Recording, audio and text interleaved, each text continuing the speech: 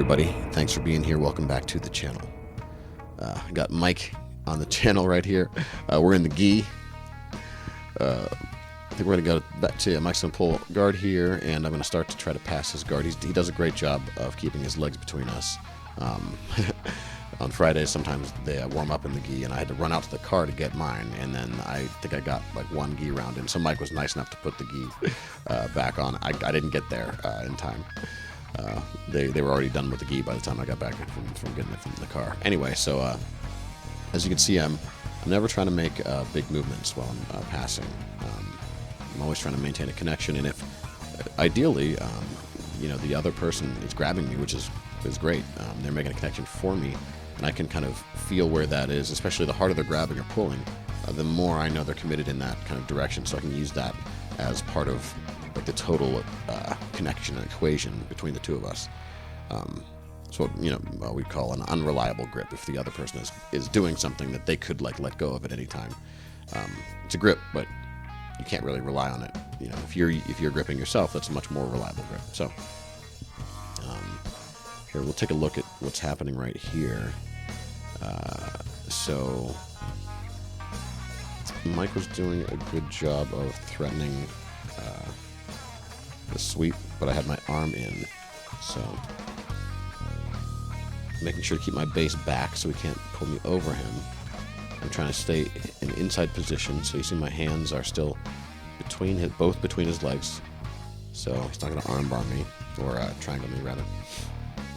I'm keeping notice the attachment here, keeping my right shoulder up against the inside of his left leg, so I'm connected here.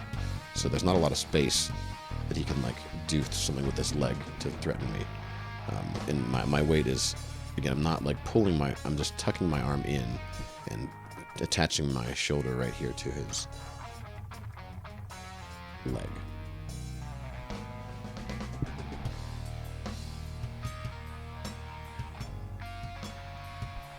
Using my head as a post here, trying to sneak around.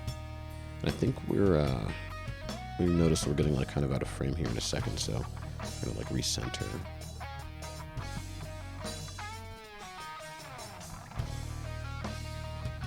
Mike's doing a good job of holding my leg in his half guard.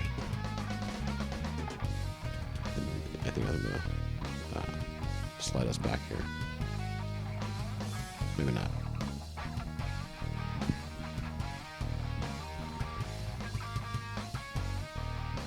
So there's sort of a little bit of a base battle going on here. Mike has, I believe, an underhook. Yeah, he's working an underhook. Yeah, there it is. There's his hand. His left hand is underneath. He has my arm, but my weight is pretty much away from where he can do much to me.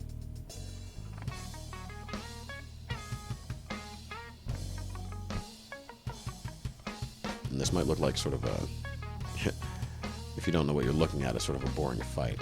There's the edge of the frame.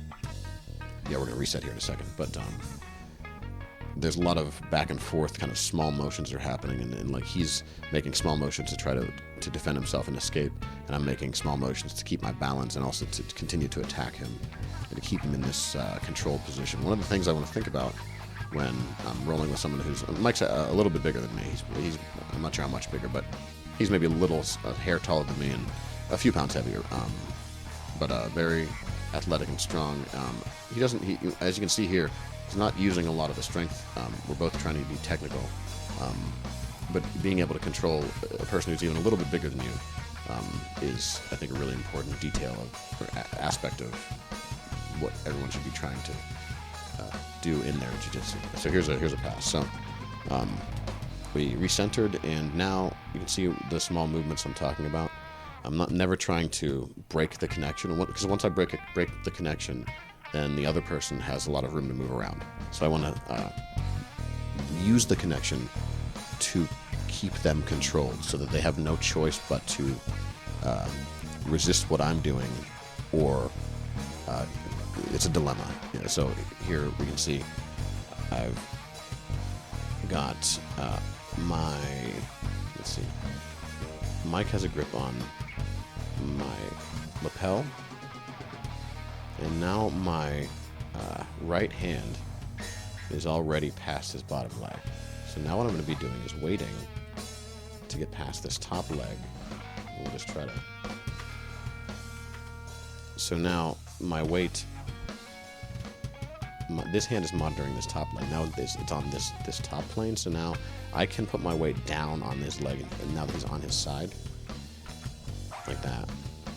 And then my knee replaces my hand, as this hand makes sure to kind of get this position inside the hip.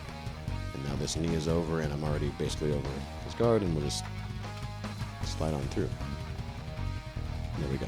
There's the guard press. I'll rewind it real fast so you can see it all at once. That's a little too far. Here we go.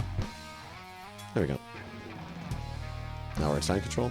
And so one thing I've been trying to work on is controlling people without my hooks in from the back. So I'm going to try and work Mike up onto my lap by controlling the back of his head and working underneath him.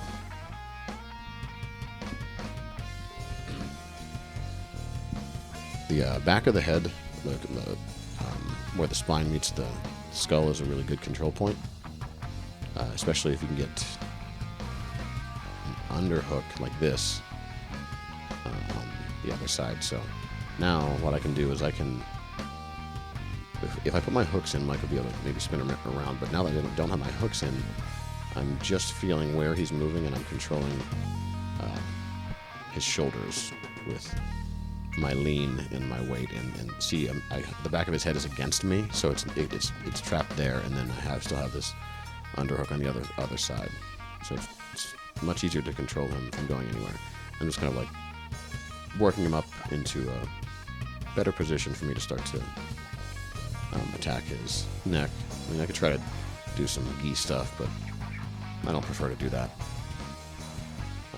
For now, I'm happy with the control. I'm mostly thinking about just the back of his head and that arm, and that's the end of the round. That was a great roll. We talked for a little while about this being a really nice technical roll.